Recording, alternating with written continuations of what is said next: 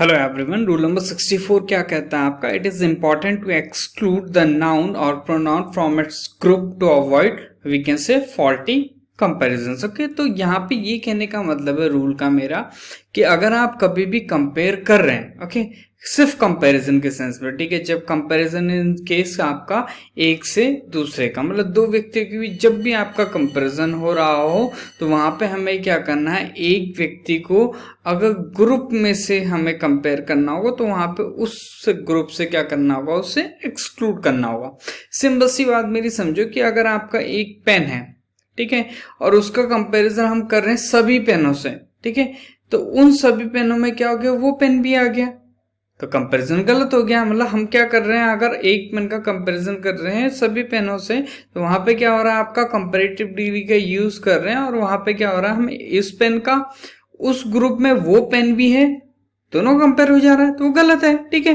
तो हमें क्या करना होता है, जब भी हम कंपैरेटिव डिग्री यूज करते हैं, ओके, जब भी हमें एक से दूसरे का कंपैरिजन करने का सेंस देना होगा और जो दूसरा होगा वो पूरा एक ग्रुप होगा, तो हमें क्या करना है, उस जिससे कंपैरिजन कर रहे हैं उसको उस ग्रुप से एक्सक्लूड कर देना है। ओके, कोई दिक्कत नहीं है, समझने में दिक्कत हो रही है इसको एग्जाम्पल समझ लेते हैं। एग्जाम्पल क्या लिखा हुआ आपका, देखो, she is smarter than any student in the class.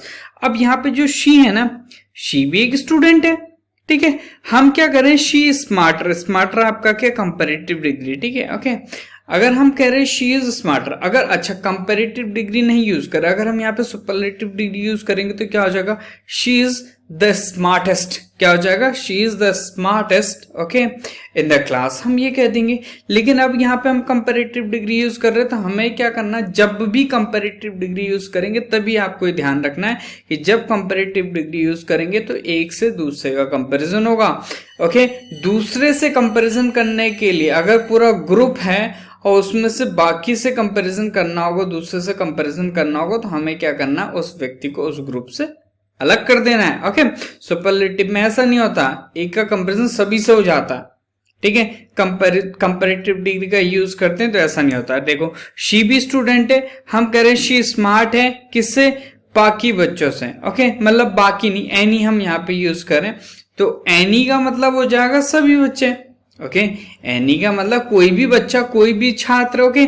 लेकिन हमें क्या करना है, शी का कोई भी छात्र से नहीं करना, शी भी तो छात्री है, ओके। तो हमें क्या करना है, शी को एक्सक्लूड कर देना है। तो एक्सक्लूड करने के लिए हम क्या करेंगे, एनीवन एल्स कर देंगे। तो इसका मतलब हो जाएगा वह क्या है, स्मार्ट है बाकी छात्रों से, समझ रहे हो। तो जब भी आपका कंपैरेटिव डिग्री यूज करेंगे तो ग्रुप से हमें क्या करना है, जिसको कंपैरिजन कंपेयर कर रहे होंगे उसको हमें एक्सक्लूड कर देना। तो क्या हो जाएगा, एनी अदर स्टूडेंट।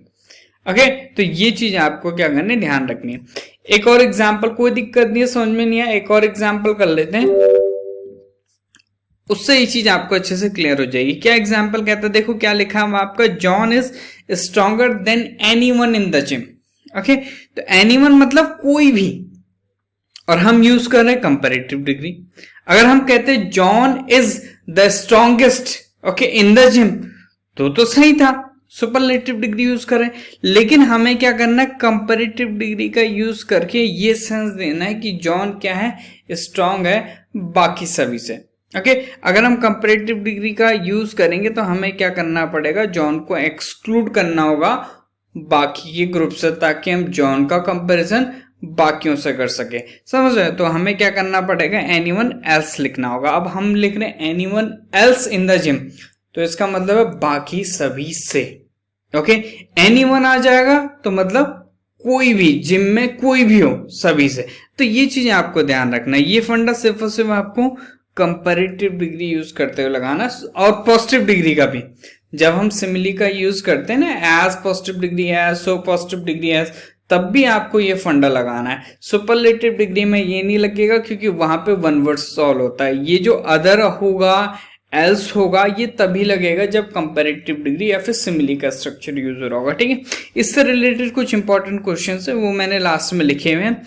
एक और रूल हम यहाँ पे आज डिस्कस कर लेते हैं, वो क्या कहता है, avoid using comparative degrees with adverbs like comparatively and relatively. तो कभी भी आप रिलेटिवली यूज करेंगे, कंपैरेटिवली यूज करेंगे, तो उनके साथ आपको कंपैरेटिव डिग्री के एडजेक्टिव्स नहीं लगाने, ये ध्यान रखना है, ठीक है। तो this task is comparatively easy होगा in place of easier, simple है। एक और आपका रिलेटिवली से भी देख लेते हैं, ठीक है।